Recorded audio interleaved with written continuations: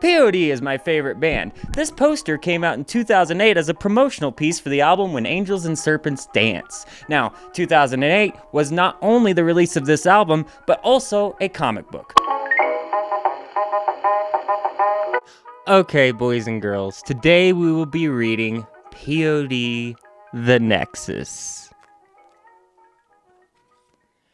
We begin at midnight, well, near midnight, 11:56, on the stage. Turns out P.O.D. is rocking the show New Year's Eve. During the show, we see that it isn't any club. It's a very unique club, perched on the top floor of the newly completed Freedom Tower, the crown jewel in the reconstruction of Ground Zero at the heart of New York City. And so on this special night, and in this special place, a celebration is being thrown for new beginnings, and change is in the air. They continue to rock through the night when Trey, bassist of the group, this guy right here, he notices that they've got to let the moment in. They can't just rock the show 2 minutes ahead. He sees lights in the sky and it distracts him a bit. Meanwhile, the crowd's fine. However, we see an entity. As the music builds, a dark force moves forward. We see it reach out and touch a man, causing, something to happen to him. He looks distressed, all right? That's whenever Trey looks up and sees that the lights have written out the word The Chosen, to which he replies, weird, and continues to rock the night away. We see evil pauses and reaches forward. 11:59, 12. Some incredibly alien language. And with a flash of light, the new year begins and the party rolls on. Though we do see that Trey screams out, wait, for something? Not sure what, because on the very next page, we're completely fine. Sonny is here hanging out with his kids and his family. He's doing great. We've got Love skateboarding, I guess, while Marcus works on cars. Also, Trey's just at a coffee shop looking at guitar designs, but again, he's the bassist, so I don't know why they wrote this in here. The television comes on, and I guess the party didn't just roll on because Eyewitness News has new details about the victims of a mysterious coma-like condition that struck several attendees of last night's Freedom Tower concert. Doctors are baffled by the ailment. Partygoers are equally confused. 1 minute I was dancing and the next thing I know, she just goes limp like a rag doll or something. I'm terrified just thinking about it. So did the party roll on? Did Trey stop the show when he said wait? Apparently not. Apparently, anyone with information that might help is encouraged to contact authorities. That's whenever Trey thinks, you know what? I saw something weird last night. I thought I should call. However, for some reason, he doesn't get a chance because immediately news bulletins are crashing in here at Eyewitness News. Aliens have landed. So I guess last night must have been the aliens, right? That's what it was. So in Grinnell, Iowa, they just burst through like they were there all along. Outside of Washington, D.C., they move so quickly, no one can stop them. The list of cities under attack grows by the minute. Scary stuff, right? Well, turns out Paris, France, Beijing, and Moscow are under attack as well, and other capitals are under full alert, as you might imagine. Now we switch to one of the greatest presidential names of all time. We switch to Jonathan Traxel addressing the nation from Camp David. My fellow Americans, a new breed of evil, one beyond our understanding, now holds nearly every corner of our nation, our world, in its grip. As your leader, I urge you to remain calm. So, at this moment, P.O.D. hears the call, all separately while they're doing their activities. We see, once deployed, our forces will crush this invasion. Barring that, we'll push them back from where they came. But taking matters into your own hands will endanger the lives of those around you. If you find yourself in danger, make your way to the nearest civil defense shelter. So, I know how you got that locked in your back pocket. I know you know where that's at. Go there now. However, if you're stopped by aliens crashing through the wall, such as Trey here, you may not be able to make it immediately. As he says, repeat, again, I repeat, remain calm. The alien language is back on screen, and so it must have been them last night. Within moments, Trey's teammates, suited up and ready for action, converge on the coffee house. So we didn't skip anything, but all 4 of them are superheroes with costumes, and they have alter ego names, but all of them are just superheroes. So we just went from all of that and aliens, but now they're superheroes, and you didn't miss anything. Back to the story. This is Trey's last known position. Even if he used his powers, we gotta find him. But we also have to keep track of the aliens. Just in case you guys missed it, I'm after them, voice. They can't have gone far. Now, that would have been Wov here, and he runs off, indicating he is very fast with superpowers. So I guess they're not just superheroes, they've got superpowers. And also, we've just learned that Sonny here, the vocalist, his alter ego is voice. Well, at least, that makes sense. That matches up. So that'll, at least it'll be easy to figure out, like, the guitarist will be named something, I don't know, that makes sense. Turns out Marcus here, speaking of our guitarist, begin to throw rocks, heavy boulders. So we know that he's extremely strong with his superpowers, I guess. But he refers to Wov here. Oh, no, my apologies. I get this wrong every time. He refers to Trey here as Shield. So our bassist, I guess, protects everybody in this scenario. But, of course, if he is protected, he'll be fine. And he is. So he bursts out of the rocks and says, you won't need to find me, Muscle. I'm okay. I had time to make an energy shield bubble. Just point the way to the aliens. So they couldn't visually represent Trey's shield power and had to have him say it out loud. That's what happened. Then he says he's got a score to settle, and they have to find the aliens. They just follow all of the destruction. Now, they begin to battle in normal comic book fashion. To be honest with you, we're going to skip a lot of this. So as they begin to describe the superpowers, we see that Voice can just basically use some sort of commands by yelling at them, and that will make them fight each other. Good job, Sonny. Remember when you were on Punk'd? Call, please. Fox 2, sir. What's your name? Sonny. Sir, step right on up here for me. Do you have any questions? I gotta get my hair wet. Yes, sir. You guys ready? No! Go, sir. Go. Let's go. Come on. Do you have any shortness of breath? No. Do you have a metallic taste in your mouth? No. Are you feeling any tingling or burning sensations in your genital region? Got you. Let me see your eyes. Lift the right foot up. Do you shave or wax any areas of your Come body? on, we'll get you through this. You guys just didn't see the sign? Okay, go ahead and turn around, sir. Okay, we need you to proceed through. Okay, do you have any itchiness to your skin? Inside and stand inside that one. Stand right here in the middle of the screen. Keep your arms out. Lift them up. Feel any burn? Sonny, you feeling okay?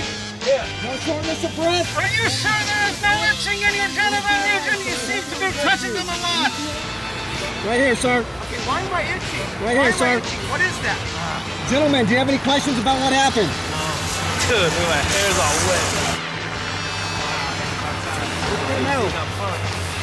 Shoot, I was even wearing boxers today, man. What's up? We're P.O.D. We just got punked like crazy. You got punked. I got punked. What was in on it, sucker? Sorry, Southtown. Sometimes a player slips, you know what I'm saying? And then we see that Muscle punches them.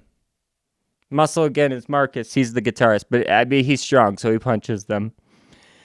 Then we also see that Wov here, also known as apparently Rage, so his superhero name doesn't match him as a drummer or his super speed, superpower. Anyway, Rage here, Mr. Wov, he lifts them in the air by doing a vortex tunnel. You've seen it. It's the Flash. You've seen it.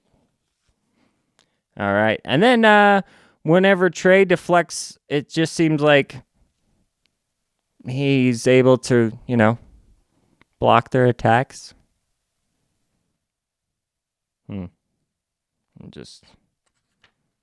Yep. And there we go.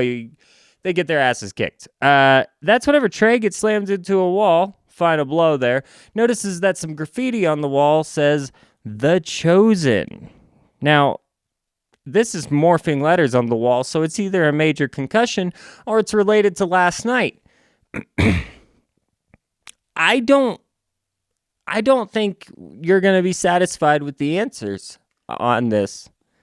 As we continue forward, we find out essentially that the aliens are still attacking the world. That apparently hasn't happened or stopped happening since it began. So P.O.D. flies across the Atlantic and they begin to fight the aliens in London. Now,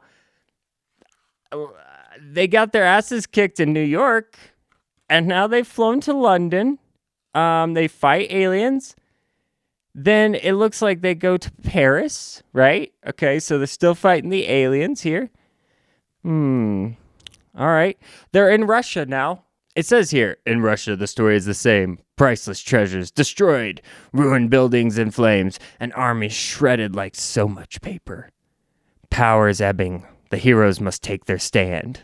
Now, for some reason, after flying all over the world, it seems, this is whenever they begin to have the discussion. Now, for some reason, must have been the first time. This is whenever Rage tells Muscle, because I'm going to be using their superhero names, because I guess their superhero's name now. You know what? Hold on. We're going to continue story time the right way.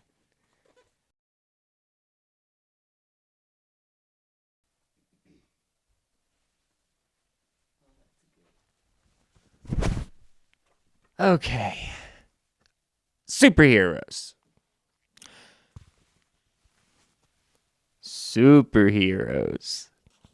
Okay. That's whenever Voice tells Muscle, "You can't take him on by yourself." And that's when Muscle says, "Grrr, but I feel like I can." So I think they might be getting tired. And again, they've been all over the world. So at this point, Muscle suggests, "But you may be right. If we can't beat him here, maybe we can make a final stand back in the States." We cut to Washington, D.C., where bodies are strewn all amongst the ground. Now, we see civilians look up in the sky to notice the 4 flying heroes. "No, look up there. The heroes have returned." That's whenever Rage says, "Do you hear that?" Voice responds, "They called us heroes. What have we done to justify that? We haven't stopped. Wait!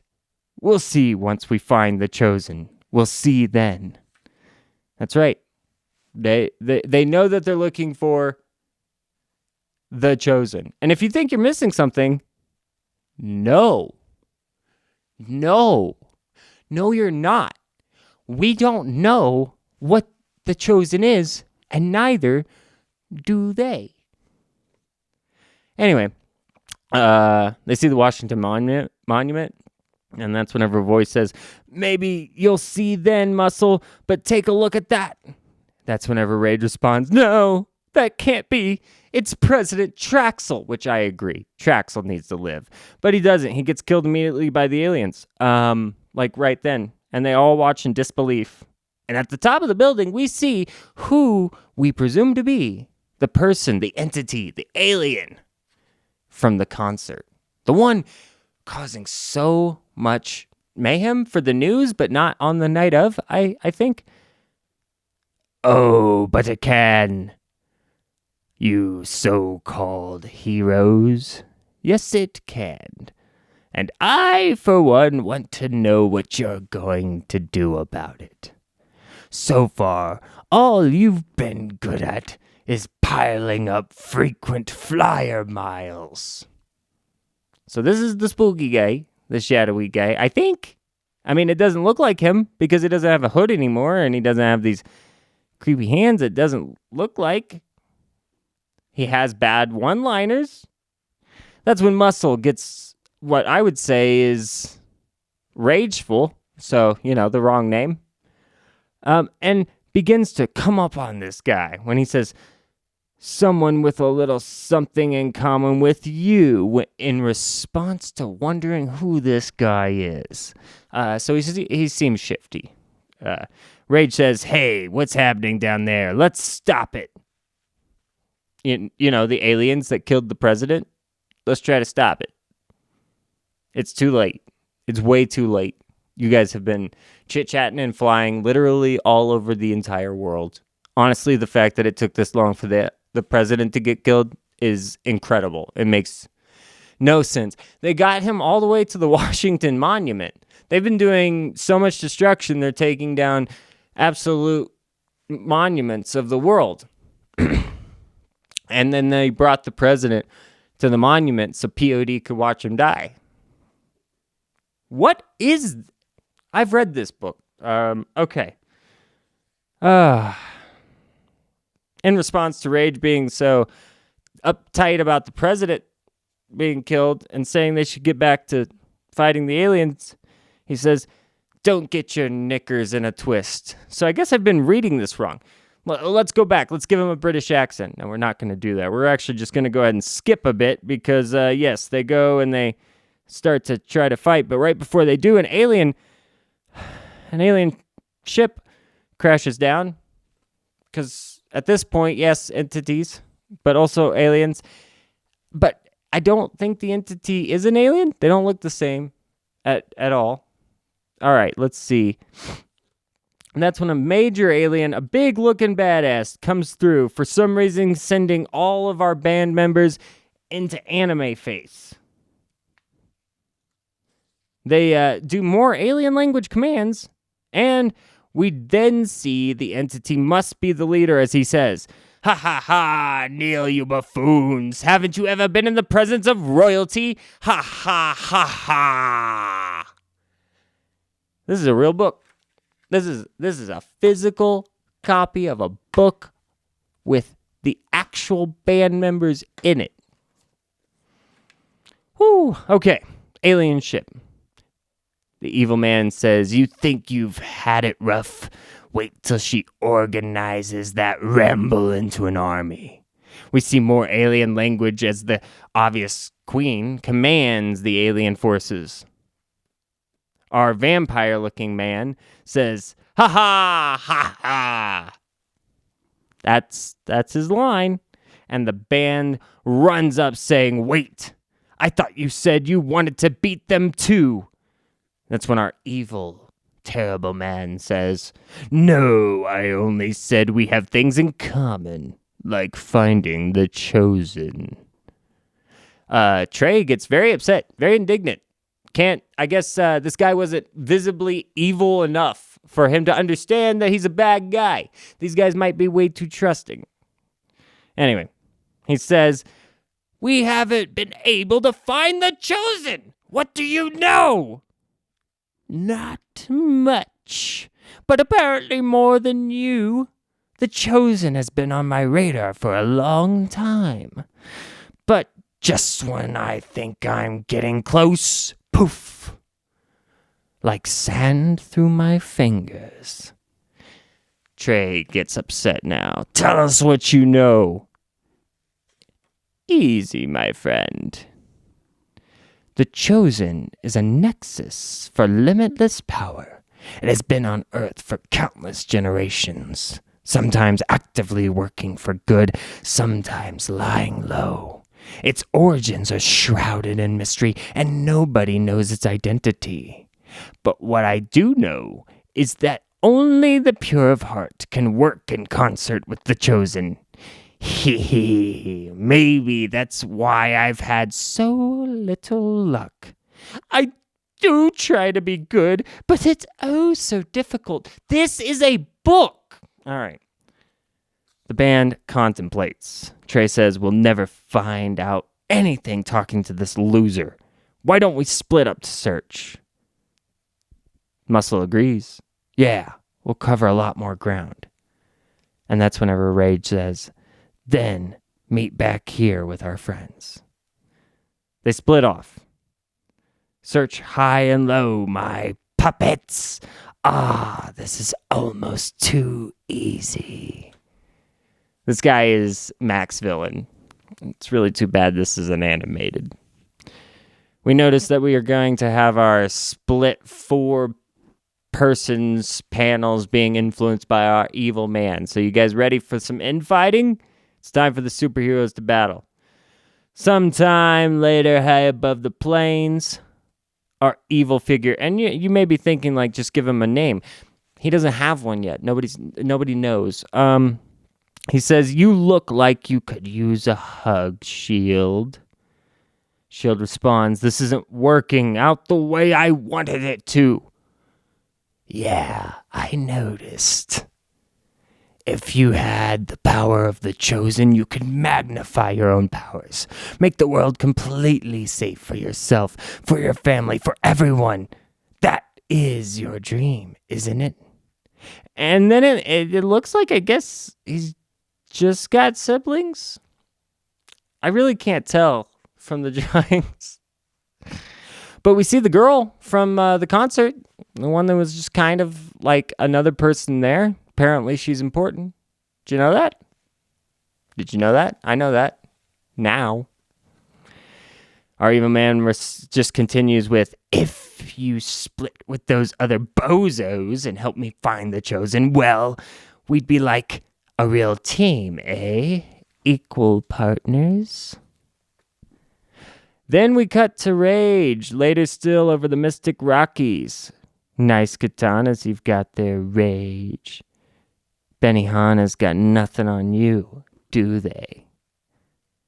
"I'm in no mood," responds Rage, because, he's like, cool. "For what? For honesty? The potential of your speed is nearly untapped. How fast could you go? Fast enough to open a dimensional portal to a happier place? You'll never know because you're afraid. Those losers you're with are holding you back. I could help, but I'm a little busy with this quest for the Chosen, And Shield's the one with all those secret clues, isn't he? Let's pry them out of him and move on to a cool, new future together." These are verbatim quotes from the book. We have 2 more. Now, at the top, high above the Mississippi on the St. Louis famous Gateway Arch. I love the smell of fermenting hops in the afternoon. It's the smell of victory. Voice says, "Take a hike, jerk." Testy, aren't we? But with that commanding voice of yours, you could be a pretty powerful dude if you just lighten up. You'd be irresistible, lack for nothing. Maybe you could even get back on track with your dad, the one you haven't spoken to. And what? Has it been 5 years already? This isn't even accurate to the real people. It's weird to throw that in there, right? All right. Kind of like the Freedom Tower. Why? We ended up back at the Washington Monument. It didn't even... It even said the location and grounds. Anyway. But what's a father's love compared to how you feel about your buds? And that Shield in particular. Shield, who seems to have a monopoly on the Chosen. How right is that, huh? Now, who seems like a jerk? So I guess, like, he's treating them all like they're toddlers? So, band members, like bandmates, they haven't been through a lot together on the road for many years. So they're not connected and close, and you can get in between them with petty shit really easily. Sunset at the top of the Golden Gate Bridge. I always figured you for a West Coast guy, Muscle-roni. The San Francisco treat. Muscle, of course, also says, I have no time for you. It's time to worm our way into his head. What kind of personal shit we gonna bring up for no reason here? Time. Isn't that what we've all got, pal? Weren't you the punny kid? Now, you might think I'm wrong, but I'm gonna leave it on screen for a second here. That is what it says. But it is trying to say puny. But it says punny, and I'm never gonna let it go. Were you the puny kid who endured the taunts of your compadres time after time? You hit the gym, but you never hit back at anyone. If you found the chosen, you'd have the power to be immortal, to stand like a colossus, smashing lesser mortals like a boat crushes insects. Sounds appealing, doesn't it? But it can only happen if you take on S.H.I.E.L.D. and make him... Muscle stops everything, but I'm also gonna stop everything. We're gonna go back because, of course, on screen you're gonna see this, but they just copied the same last panel, but they didn't do it like on 2 pages. They just like did it back to back. I mean, it's the same.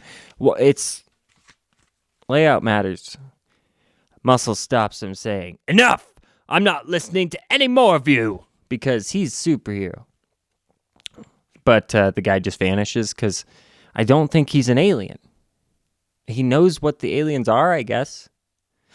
Muscle says, "What? He vanished. But I think I know what he's trying to do, and that means I need to get to S.H.I.E.L.D. first." So, he's trying to... He gets it, right? Obviously, he's just trying to get them to turn on each other. To get more confused about the plot, Trey sees a face in the clouds, and apparently it's that girl's face that we've been seeing from the concert that we didn't know was important. It says it must be the face of the chosen, but how? And then he says, "How will I ever find you? I'm not worthy," right? So we don't know how or who. That's whenever Trey gets snuck up on. Rage and Voice are attacking him, like full on. They call him a traitor and say, "You want the chosen all to yourself." Again, what is it? A nexus for limitless power? Sometimes working for good? Sometimes lying low? What is that? All right. So they attack him, and Muscle drops in saying, "Not so fast, taking the brunt of the hit." The evil man stares on and says, "And so it begins." Now, seriously, all they do is fight, and then Trey's like, "Please don't, no. Don't you realize this guy's being a jerk?" And that's whenever they begin to realize it could be fine after, beat the shit out of each other. Yeah. It's a superhero fight. You want some dialogue? "Your shields have only ever been defensive, but you just zapped me like I was a fly." So we'll just go to the end. They all get frozen in time. That's whenever Voice says, "Oh my." Muscle says, "What?" And Rage says, "Is it that dude?" So Voice eventually responds, "No." Muscle says, "It's not the dude, man." Again, nobody has a name. So, I don't know. I don't know why they did this. They see that apparently the desert that they're in gives them a vision of the city on fire, and they see the Freedom Tower. So that's all the way back around. That's made it. That's real. New York. They see it. They see the face in the clouds all together. They say that it's the chosen, and they say that the chosen must be back in Manhattan. They ask how they got so sidetracked, with the pages of fighting. And Rage says, "That dude. I don't understand." And Voice says, "Doesn't matter. It's not too late. If we take action now," they say, "Look, there he is."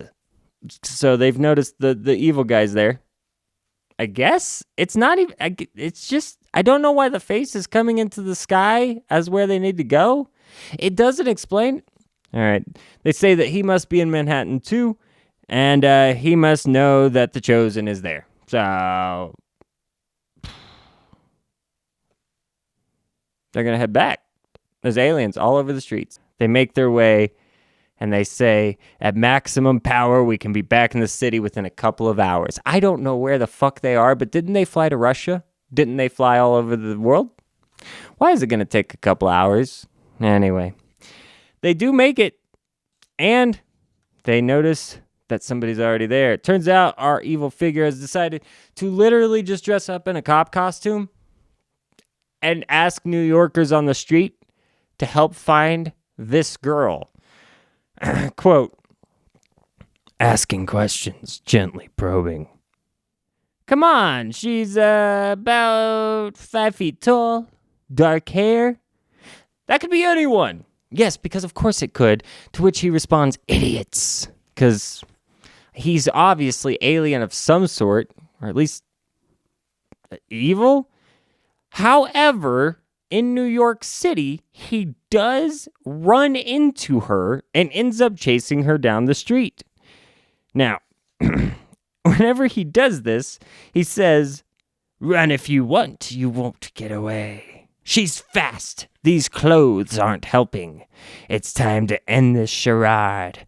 I don't care who sees my true form. Now, he just turns into his entity form, which looks more like a vampire than ever before, and says, out of my way, cretins. You're in my way.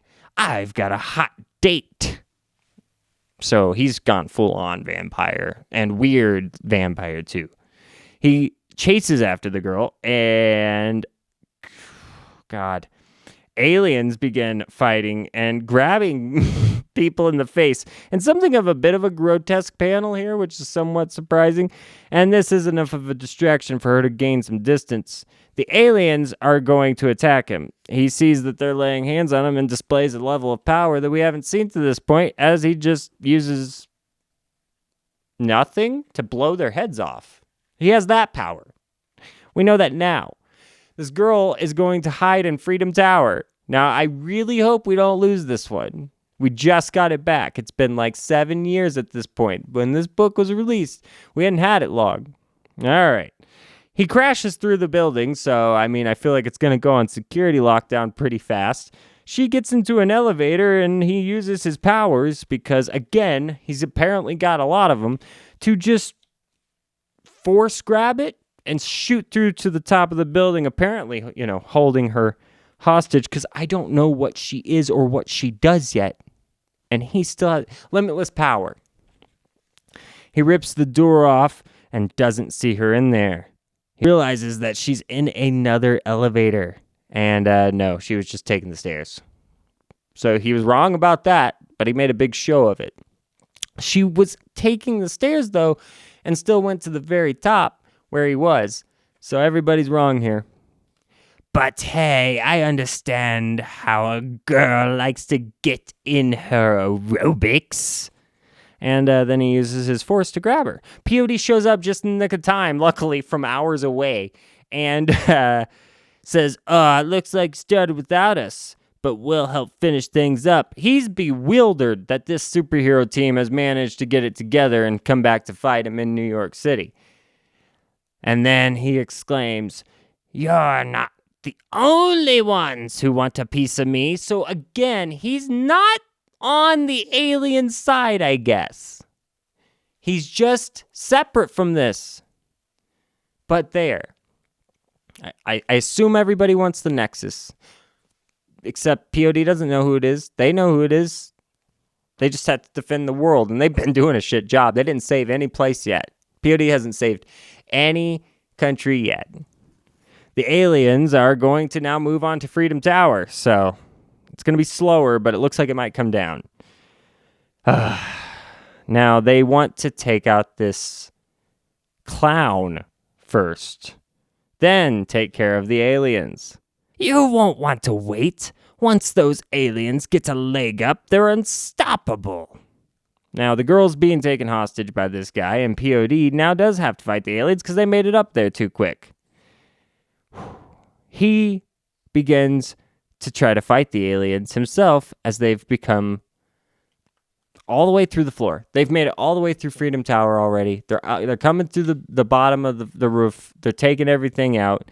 P.O.D.'s getting their asses handed to them as per usual in this book for no good reason. The alien queen has gotten all the way up there, and maybe we're going to get some explanations. Soul Shredder, stand back. This girl is ours. She represents an ancient power source.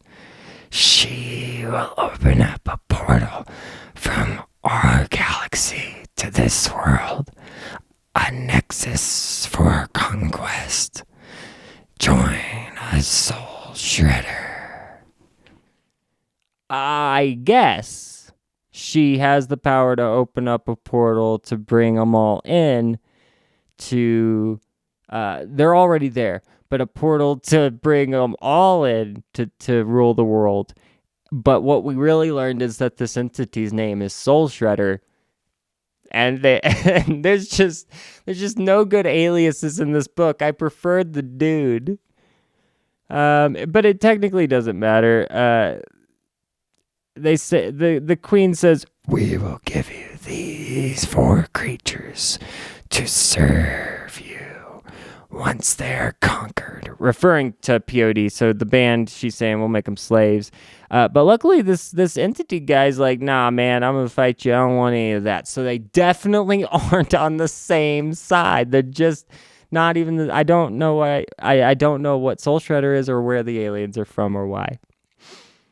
Soul Shredder wants to take the Chosen for himself. P.O.D. gets surrounded by aliens, and they fight them off with the superpowers. They do eventually get to the girl, right? They try to protect her. They know that she's the Chosen and that she might be able to help. Muscle defends from an alien and says, "You've always had power. Now's the time. You've got to let it flow." But I don't know how or why he would know that or what that means or how to keep it that way. She begins to sing. The Chosen opens her mouth and finds her voice. And at that moment, the heroes fall in with their instruments, which I don't know where they got them. Is that another superpower? They can just apparate their drums, guitar, bass, and microphone because that's what they have. And they're not on stage. They're wearing their superhero costumes because that's what they are. At first, slowly halting, she begins to sing, and the heroes reinforce her song, helping it build, giving it structure and form, and giving a timid girl who had lived her life in the shadows the confidence to step out in song and power. Muscle says, "Keep playing. Being pure is important to the Chosen, but it's more than that. It's a spirit that lives in us all. That spirit is waking up within her, flowing through her."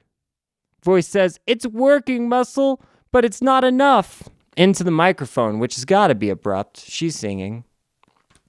She just notes, apparently. No lyrics. The narration box. Purity. Essence. A power born of one pure tone. So she does some sort of vocal thing that takes all the aliens and the entity down. We really don't know. It just takes them all out. The alien queen, caught in her first wash of defeat, lashes out at the only creature she can reach, Soul Shredder. He begins to scream out, "No! We would have made such beautiful music together." And then falls through a bunch of buildings as he gets flung, kind of like Superman does in that movie. Anyway, the alien is still going to try to get this girl. The alien queen turns her full might onto the Chosen and attempts to grab the entity. Muscle jumps in, grabbing the alien's arm.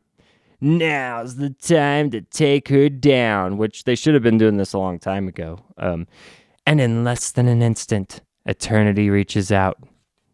The girl uses her voice to knock the alien queen off the building, and that's all they needed to do. And with the death of the queen, the threat is over. That's a quote. And the results are immediate. Trey wakes up. Whoa, did I miss everything? Voice says, steady, big guy. We'll get you up to speed. And for the first time in days. So this has been days. I didn't know that. This timeline didn't make that. Hours, I guess, to fly over the world if we, yeah. I guess. For the first time in days, people not just in New York, but all around the world, raise their faces to the sky and smile. Everywhere the heroes went, they saw the same message of hope, uplifting renewal, strength through togetherness, and a sweeping bond of trust. Which, first of all, they fucking didn't. They saw carnage as they tried to defeat aliens, absolutely obliterating entire countries. Anyway, Trey ended up in the hospital. They come to visit him, and they're like, yeah, everything's going to work out. It's all right. They're like, what do you think's going to happen to the Chosen, you know? And we don't know, because she just went back to living her life in New York. Very end pages, Betis with some sort of to be continued. Dawn breaks over the Freedom Tower. Bitch stood standing this whole time. Can't take us down twice, motherfucker. And in the street below, the sunrise strikes the wondrous eyes of a young woman who now realizes there's more to life than living in the shadows. New beginnings open up for her. Meanwhile, a familiar face turns unseeing eyes downward, not knowing of the possibilities that abound, not even knowing who he is. And that's P.O.D. the Nexus. Don't read this book. Don't buy it digitally. And if you're a mega fan, you can buy it, but it's pretty much just going to be for this CD, so you don't get the poster. P.O.D. the Nexus, 5 stars out of 100.